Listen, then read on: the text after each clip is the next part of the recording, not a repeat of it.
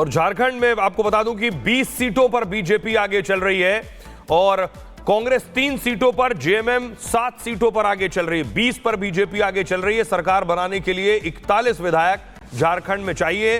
दूसरी तरफ आप देखिए महाराष्ट्र में 46 पर महायुति आगे, 7 पर सिर्फ महाअघाड़ी है। 7 में कौन कौन सी? 7 में कांग्रेस 4 पर आगे है, 7 में 1 शरद पवार आगे हैं और उद्धव सेना 2 पर आगे हैं। ये 7 सीटों पर ही महाअघाड़ी है। जो डिफरेंस है बता रहा है कि कितना लीड लिया हुआ है। महायुति ने 54 सीटों के रुझान आ गए हैं। महाराष्ट्र में 35 पर बीजेपी आगे। जी बिल्कुल, बीजेपी 27 है। मेरा ये नंबर्स कुछ रीमैच नहीं कर रहा है, अगर आप बताएं, क्योंकि मैंने रीहैच किया तो वापस 35 पर बीजेपी आगे है। 4 पर कांग्रेस, 4 पर अजित पवार की पार्टी, 4 पर शरद पवार। 36 बीजेपी हो गया, 8 शिवसेना हो गया, शिंदे। तो शिवसेना बीजेपी के कंपैरिजन में नहीं है एक नाथ शिंदे, लेकिन नंबर 2 पे लगातार है। उद्धव ठाकरे, अजीत पवार, शरद पवार सबसे आगे है, कांग्रेस से आगे। कांग्रेस 3 पे है, एनसीपी अजीत पवार 4 पे है, शिवसेना एक नाथ शिंदे 8 पे है, उद्धव ठाकरे 2 पे हैं, शरद पवार साहब 1 पे हैं, बीवीए 1 और बीजेपी 36। टोटल हो गया है 55। लेकिन अगर शिंदे सेना ऐश्वर्या आगे चल रही है 9 पे हो गया है और उधर अजित पवार आगे चल रहे हैं, तो ये भी बताना है कि रियल शिवसेना किसकी है, रियल एनसीपी तैयार है रात के लिए। ये भी एक रिफ्लेक्शन है। 3 बड़े तैयार है। कौन होगा अगला मुख्यमंत्री? कुर्सी पे आप घुमा के आप आराम से आप एक्सप्लेन करेंगे, लेकिन ये देखना पड़ेगा। It is going to increase BJP struggle. लेकिन बीजेपी के पास ऑप्शन है। हमने देखा मध्य प्रदेश में शिवराज सिंह चौहान को सोहेल अभूतपूर्व जीत उन्होंने मध्य प्रदेश में दिलाई, उसके बाद उनको चेंज करा, क्योंकि बीजेपी के पास सेंट्रल में सरकार है तो वो किसी को भी, Devendra Fadnavis is too big for Maharashtra. मेरे को ऐसा, ये मेरा पर्सनल व्यू है। He is ready for Delhi. वो दिल्ली में आने के लिए तैयार है। उनको दिल्ली में कौन सी पोजीशन दी जाएगी वो एक अलग बात है, लेकिन उनके पास ऑप्शन है। और एक नाथ शिंदे को आप दिल्ली मूव कीजिए, सेंट्रल मिनिस्टर बना के, उनके सुपुत्र हैं। He is more than ready to become a minister या फिर डिप्टी सीएम इन महाराष्ट्र।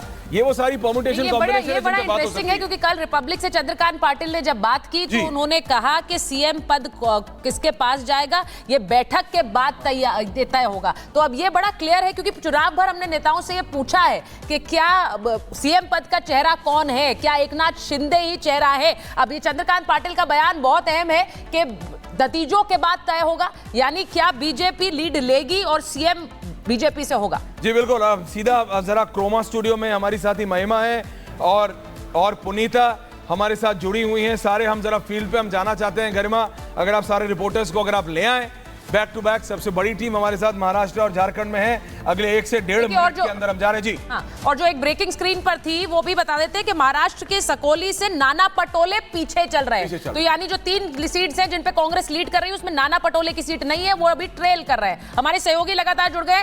प्रगति, जरा बताइए क्या खबर, क्योंकि इस वक्त जो ट्रेंड्स आ रहे हैं, इनिशियल ट्रेंड्स, उनमें बीजेपी आगे चल रही है और अच्छे खासे नंबर से आगे चल रही है। डबल डिजिट में सिर्फ बीजेपी है इस वक्त। बिल्कुल, अभी इनिशियल फेज है, लेकिन जो ट्रेंड सामने आ रहे हैं उसमें बीजेपी और महायुति की बात करें तो कई सीटों से लीड लेती हुई नजर आ रही है। इसके अलावा आपको बता दें, अजीत पवार की बात करें तो शुरुआत में वो पीछे थे, लेकिन फाइनली उन्होंने भी लीड ले लिया है बारामती से। इसके अलावा मैं आपको बता दूं, मेरी मौजूदगी ठाणे में है, जहां हम सीएम शिंदे के घर के बाहर मौजूद हैं, जहां सुरक्षा के पुख्ता इंतजाम किए गए हैं। यहाँ पर सिक्योरिटी काफी टाइट दिखाई दे रही है। हालांकि अभी जिस सीट से सीएम शिंदे मैदान में खड़े हैं, वो जिसकी मैं बात करूं पाट पकाड़ी की, उसको लेकर अभी कोई अपडेट सामने नहीं आया है। लेकिन तमाम जो दावे भारतीय जनता पार्टी की तरफ से, महायुति की तरफ से किए गए थे, उसको लेकर मैं आपको जानकारी दे दूं। महाराष्ट्र चुनाव की जब बात होती है तो कई दिलचस्प मुद्दे इस बार मैदान में देखने को मिले। कल बैठकों का दौर देखने को मिला था, जहां पहले से ही जीत की तैयारी कर ली गई। और इसके अलावा महाविकास अघाड़ी की बात करूं तो कहीं ना कहीं वो जो डर का माहौल है वो भी देखने को मिला। रिजॉर्ट पॉलिटिक्स, होटल पॉलिटिक्स की एंट्री होती नजर आई। फिलहाल आपको बता दूं जो ट्रेंड सामने आ रहे हैं उसमें महायुति लीड लेती हुई नजर आ रही है। प्रगति, महायुति लीड ले रही है, आप बिल्कुल ठीक कह रही है। दर्शकों को बता दें एक चीज और कि शिंदे सेना 12 पर आगे चल रही है, उद्धव सेना सिर्फ 3 पर आगे। अगर ये मुंबई और ठाणे बड़े शहरों के रुझान हैं जिसमें माना जाता था उद्धव सेना का ज्यादा असर है, वहां भी अगर शिंदे सेना ने लीड ले ली है तो ये अभी लीड और होगी और बहुत बेहतर प्रदर्शन आदित्य ठाकरे सेना आगे हैं, इसमें अब देखना पड़ेगा। लेकिन पहले चलते हैं हमारी साथी पुनीता के पास। बिल्कुल, आइए अब बात कर लेते हैं झारखंड की। झारखंड में देखिए शुरुआती रुझान की बात करें तो एनडीए आगे यहाँ पर, और इंडी गठबंधन की बात करें तो 10 सीटें अभी शुरुआती रुझान में इंडी गठबंधन के खाते में, बल्कि अभी अन्य का खाता नहीं खुला है। लेकिन देखिए झारखंड की बात करें तो झारखंड में भी लड़ाई जिस तरीके से दिलचस्प नजर आ रही है, लेकिन अभी जो रुझान सामने आ रहे हैं, रुझान में अभी बीजेपी के लिए, एनडीए के लिए खुशी की खबर है।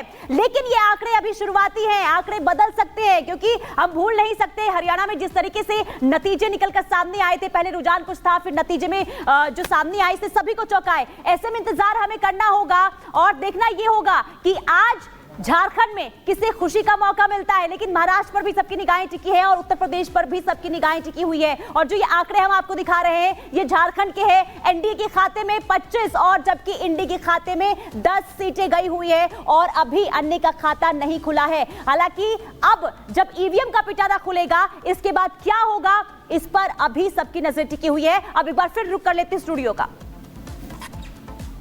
बिल्कुल, और आप देखेंगे कि हमारे साथी अभी भी सुचारिता जुड़े हुए हैं हमारे साथ। लखनऊ से राघवेंद्र है हमारे साथ, उत्तर प्रदेश से राघवेंद्र। 9 की 9 सीटें आ चुकी हैं। जतिन आ रहे हैं आपके पास। राघवेंद्र 7 पे बाबा आगे हैं, 2 पे अखिलेश। राघवेंद्र, क्या है लेटेस्ट? सर जी देखा जाए जिस तरह से कल आ रहे थे, मतलब परसों जो पोल के कुछ आंकड़े दिखाई दे रहे थे कि 7 बीजेपी और 2 सपा के पक्ष में कुछ टीवी पर जो एक आकलन दिखाया जा रहा था, उस पर कहीं ना कहीं मोहर लगती हुई दिख रही है। 7 पे बीजेपी इस समय आगे चल रही है, 2 पे सपा आगे चल रही है। हालांकि अखिलेश यादव प्रेस कॉन्फ्रेंस करके काफी आरोप लगा रहे थे कि वोटिंग नहीं होने दी गई है, लेकिन वोटिंग परसेंट सबसे ज्यादा रही है। जहां पर वो सवाल उठाते थे, बीजेपी का जहां गढ़ माना जाता था गाजियाबाद में, वहां वोटिंग औसत बहुत कम, 8 सीटों में आगे हो गई है, पर आगे चल रही है। तो देखा नहीं राघवेंद्र, 8 सीटों में आगे हो गई है। 9 में से 8 सीटों में बीजेपी आगे है उत्तर प्रदेश के बाई इलेक्शन में। 8 सीटों में Raghavendra, what's the latest analysis बाद में करेंगे, अभी नंबर्स बताइए लेटेस्ट। उत्तर बिल्कुल, देखिए 8 सीटों पर भारतीय जनता पार्टी आगे हो गई, तो कहीं ना कहीं सिर्फ करहल, यानी इनका जो परंपरागत जो एक गढ़ है, करहल में अभी सपा की जो दावेदारी है वही बच रही है। बाकी लग रहा है कानपुर की जो सीसा मऊ जिसपे अभी रुझानों में समाजवादी पार्टी आगे चल रही थी, अब वह भी गढ़ जो है ढहने वाला है। जी ये बहुत छोटा है, 100 वोटों से सीसा मऊ पर आगे चल रही है। तो ये ऐसी सीट है जो कि समाजवादी पार्टी की तरफ जा रही थी, लेकिन इस वक्त अभी 100 वोटों से बीजेपी आगे हो गई है। बाकी 7 पर एनडीए, क्योंकि आरएलडी 1 पर है, और बाकी 6 पर बीजेपी आगे है। ये ट्रेंड्स हैं इनिशियल उपचुनाव के यूपी से, लेकिन लगातार महाराष्ट्र और महाराष्ट्र, जैसे आपने कहा, एकनाथ शिंदे आगे चल रहे हैं। कोपरी से एकनाथ शिंदे आगे चल रहे हैं, 1700 वोट से आगे हैं, लेकिन अभी बहुत इनिशियल है। जैसे आपने कहा, उत्तर प्रदेश हो, झारखंड हो, महाराष्ट्र हो, ईवीएम झारखंड में खुल गई है, उसकी कॉन्फर्मेशन है। महाराष्ट्र का भी चेक करना पड़ेगा, लेकिन